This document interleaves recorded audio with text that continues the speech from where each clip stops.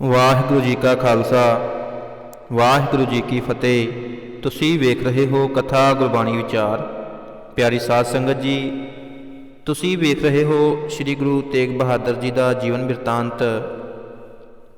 ਰਾਜੇ ਦੀ ਬੇਨਤੀ ਪ੍ਰਵਾਨ ਕਰਕੇ ਗੁਰੂ ਜੀ ਨੇ ਆਪਣੀ ਮਾਤਾ ਨਾਨਕੀ ਜੀ, ਮਹਿਲ ਗੁਜਰੀ ਜੀ ਅਤੇ ਇਹਨਾਂ ਦੇ ਭਾਈ ਕਿਰਪਾਲ ਚੰਦ ਜੀ ਦੇ ਰਹਿਣ ਦਾ ਪ੍ਰਬੰਧ ਪਟਨੇ ਹੀ ਕਰਾ ਦਿੱਤਾ ਅਤੇ ਆਪ ਰਾਜੇ ਨਾਲ ਉਸ ਦੀ ਸਹਾਇਤਾ ਵਾਸਤੇ ਚੱਲ ਪਏ। ਰਾਜਾ ਰਾਮ ਸਿੰਘ ਦੇ ਡੇਰੇ ਦੇ ਨਾਲ ਜਾਂਦੇ ਹੋਏ ਗੁਰੂ ਜੀ ਨੇ ਮੰਗੇਰ ਸ਼ਹਿਰ, ਰਾਜ ਮਹਿਲ ਅਤੇ ਮਾਲਦਾ ਸ਼ਹਿਰਾਂ ਵਿੱਚ ਸ਼ਰਧਾਲੂ ਸਿੱਖਾਂ ਨੂੰ ਦਰਸ਼ਨ ਉਪਦੇਸ਼ ਦੇ ਕੇ ਨਿਹਾਲ ਕੀਤਾ।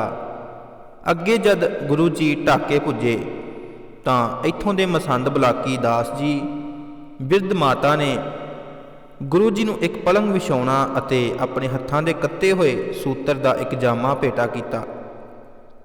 ਬੜੇ ਪ੍ਰੇਮ ਨਾਲ ਪ੍ਰਸ਼ਾਦ ਪਾਣੀ ਦੀ ਸੇਵਾ ਕੀਤੀ। ਇੱਥੋਂ ਦੀ ਸੰਗਤ ਨੇ ਆਪ ਜੀ ਦਾ ਬਹੁਤ ਸਨਮਾਨ ਤੇ ਨਿੱਘਾ ਸਵਾਗਤ ਕੀਤਾ।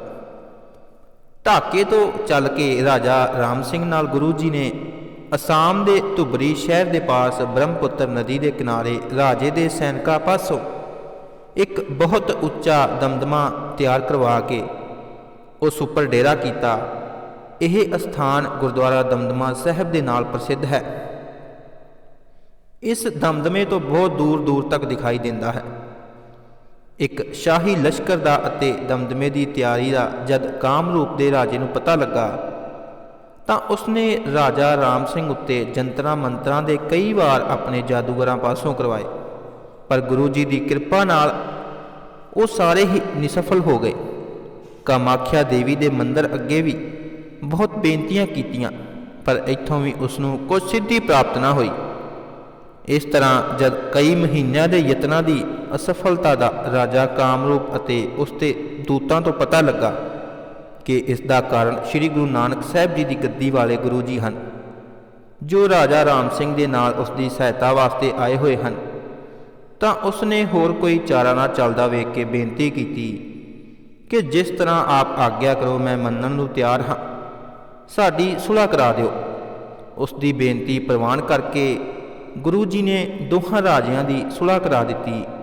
ਕਾਮਰੂਪ ਦੇ ਰਾਜੇ ਨੇ ਅੱਗੇ ਵਾਸਤੇ ਦਿੱਲੀ ਦਰਬਾਰ ਦੀ ਈਨ ਮੰਨ ਲਈ ਅਤੇ ਪਿਛਲਾ ਬਕਾਇਆ ਮਾਮਲਾ ਰਾਜਾ ਰਾਮ ਸਿੰਘ ਜੈਪੁਰੀਏ ਨੂੰ ਦੇ ਦਿੱਤਾ ਅਤੇ ਰਾਜਾ ਰਾਮ ਸਿੰਘ ਕਈ ਮਹੀਨਿਆਂ ਪਿੱਛੋਂ ਆਪਣੀ ਸੈਨਾ ਲੈ ਕੇ ਵਾਪਸ ਹੋ ਗਿਆ।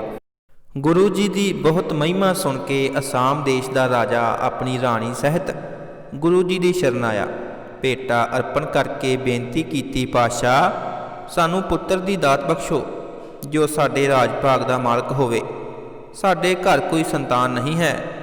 ਰਾਜੇ ਤੇ ਰਾਣੀ ਦੀ ਸ਼ਰਧਾ ਤੇ ਪ੍ਰੇਮ ਉੱਤੇ ਪ੍ਰਸੰਨ ਹੋ ਕੇ ਗੁਰੂ ਜੀ ਨੇ ਬਚਨ ਕੀਤਾ ਕਿ ਤੁਹਾਡੇ ਘਰ ਇੱਕ ਧਰਮਦਾਤਾ ਦੇ ਉਦਾਰ ਚਿੱਤ ਪੁੱਤਰ ਹੋਵੇਗਾ।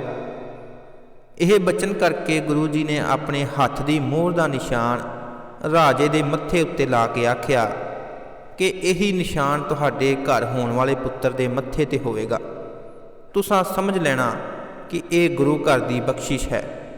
ਇਹ ਵਰ ਲੈ ਕੇ ਰਾਜਾ ਰਾਮ ਰਾਏ ਤੇ ਉਸ ਦੀ ਰਾਣੀ ਬਹੁਤ ਪ੍ਰਸੰਨ ਹੋਏ ਅਤੇ ਗੁਰੂ ਜੀ ਦਾ ਚਰਨਮ੍ਰਿਤ ਲੈ ਕੇ ਸਿੱਖੀ ਧਾਰਨ ਕਰ ਲਈ।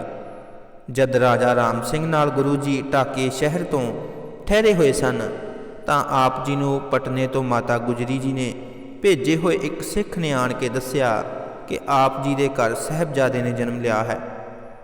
ਇਸ ਸਿੱਖ ਦੇ ਹੱਥ ਹੀ ਆਪ ਜੀ ਨੇ ਮਾਤਾ ਜੀ ਨੂੰ ਚਿੱਠੀ ਲਿਖ ਭੇਜੀ ਕਿ ਗੁਰੂ ਨਾਨਕ ਸਾਹਿਬ ਜੀ ਤੁਹਾਡੇ ਅੰਗ ਸੰਗ ਹਨ, ਤੁਸਾਂ ਨੇ ਕੋਈ ਚਿੰਤਾ ਨਾ ਕਰਨੀ।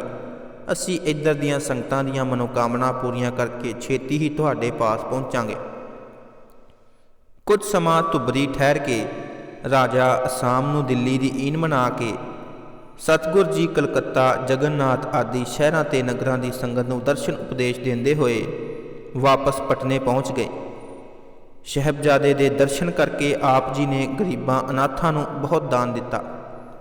ਕੁਝ ਥੋੜ੍ਹਾ ਸਮਾਂ ਪਟਨੇ ਪਰਿਵਾਰ ਦੀ ਦੇਖਭਾਲ ਅਤੇ ਪ੍ਰਬੰਧ ਕਰਕੇ ਆਪ ਜੀ ਪੰਜਾਬ ਨੂੰ ਇਕੱਲੇ ਹੀ ਕੁਝ ਸੇਵਾਦਾਰ ਨਾਲ ਚੱਲ ਪਏ। ਮਾਤਾ ਨਾਨਕੀ ਜੀ ਅਤੇ ਹੋਰ ਪਰਿਵਾਰ ਦੇ ਸਿੱਖ ਸੇਵਕਾਂ ਨੂੰ ਆਗਿਆ ਕੀਤੀ ਕਿ ਤੁਸੀਂ ਸਾਰੇ ਇੱਥੇ ਹੀ ਠਹਿਰੋ, ਅਸੀਂ ਅਨੰਦਪੁਰ ਜਾ ਕੇ ਉਚਿਤ ਸਮਾਂ ਵੇਖ ਕੇ ਤੁਹਾਨੂੰ ਸੱਦ ਲਵਾਂਗੇ। ਜੋ ਕੁਝ ਸਮੇਂ ਪਿੱਛੋਂ ਗੁਰੂ ਜੀ ਨੇ ਸਾਰਾ ਪਰਿਵਾਰ ਸੱਦ ਲਿਆ। ਵਾਹਿਗੁਰੂ ਜੀ ਕਾ ਖਾਲਸਾ, ਵਾਹਿਗੁਰੂ ਜੀ ਕੀ ਫਤਿਹ।